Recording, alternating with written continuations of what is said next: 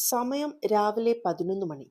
നഗരത്തിലെ ഏറ്റവും വലിയ ബാങ്കിലേക്ക് ലളിതമായ വസ്ത്രം ധരിച്ച ഒരു വൃദ്ധൻ കയ്യിൽ ഒരു പഴയ കവറുമായി പ്രവേശിച്ചു.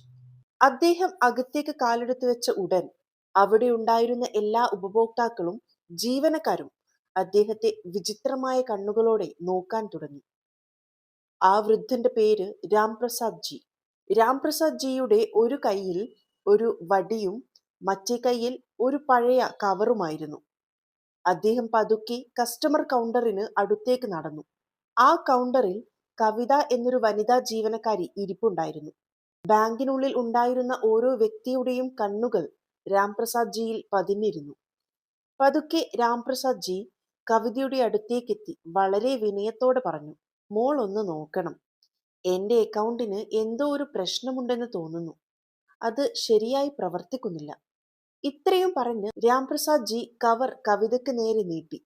എന്നാൽ കവിത രാംപ്രസാദ് ജിയുടെ വസ്ത്രങ്ങൾ കണ്ട് അദ്ദേഹത്തെ വിലയിരുത്തിക്കൊണ്ട് പറഞ്ഞു, ഒരുപക്ഷെ നിങ്ങൾക്ക് ബാങ്ക് മാറിയതാകാം. നിങ്ങളുടെ അക്കൗണ്ട് ഈ ബാങ്കിലാണെന്ന് എനിക്ക് തോന്നുന്നില്ല. അപ്പോൾ രാംപ്രസാദ് ജി ശാന്തമായി പറഞ്ഞു, മോളെ, ദയവായി ഒരു തവണ പരിശോധിച്ചു നോക്കൂ.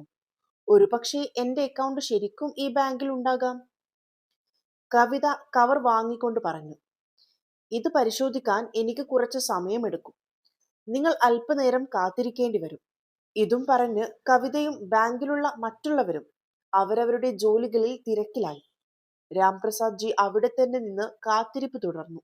കുറച്ചു സമയം കാത്തിരുന്ന ശേഷം അദ്ദേഹം വീണ്ടും പറഞ്ഞു, മോളെ, നിങ്ങൾക്ക് അല്പം തിരക്കുണ്ടെങ്കിൽ ദയവായി മാനേജരെ കാണിക്കാമോ? യഥാർത്ഥത്തിൽ എനിക്ക് അദ്ദേഹവുമായും ചില കാര്യങ്ങൾ സംസാരിക്കാനുണ്ട്. ഞാൻ അദ്ദേഹത്തോട് സംസാരിച്ചിട്ടില്ല.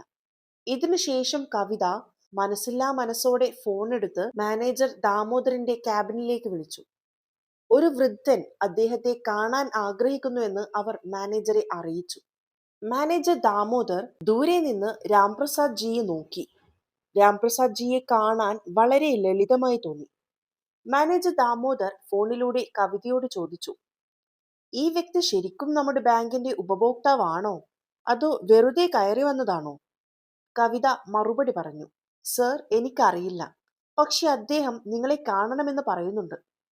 അപ്പോൾ മാനേജർ ദാമോദർ പറഞ്ഞു, ഇത്തരം ആളുകൾക്ക് വേണ്ടി എനിക്ക് സമയമില്ല.